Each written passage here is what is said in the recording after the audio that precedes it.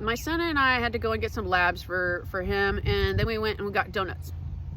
And I don't even know. Oh, we were talking about like, oh, he broke his collarbone, and then 2 weeks later dislocated his kneecap. Really rough month, this poor kid. But he's been so strong through it. He's really been awesome. I mean, he has a lot of resilience. He has a lot of training in being resilient all the way around. And I was like, you're just so physically strong, but I kind of wonder what it'll be like if you go through some hard, like, emotions, if you're going to be like resilient like that. And, like maybe the first time that your heart's broken, and, or you guys you and your girlfriend break up one day or something. And he's just like, well, I've already been left. And I was like, you got a point there. And then he starts talking about his dad. And I was like, oh, okay. And I was all, but son, I left you too.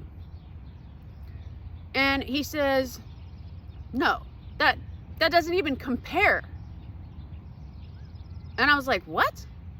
His dad left him when he was about 4. He stopped showing up.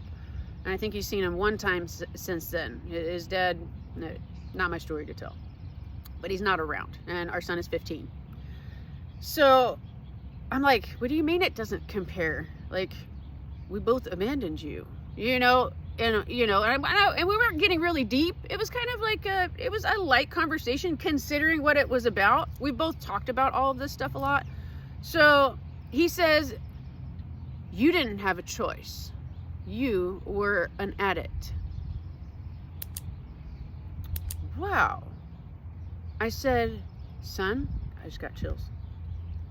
Son, you just gave me one of the biggest gifts ever. He's all, oh, well, don't take it too, I shouldn't have said it then, or so, I don't know. He just kind of blows it off, because I got kind of, not like emotional, but I think he could tell I was in awe of that statement.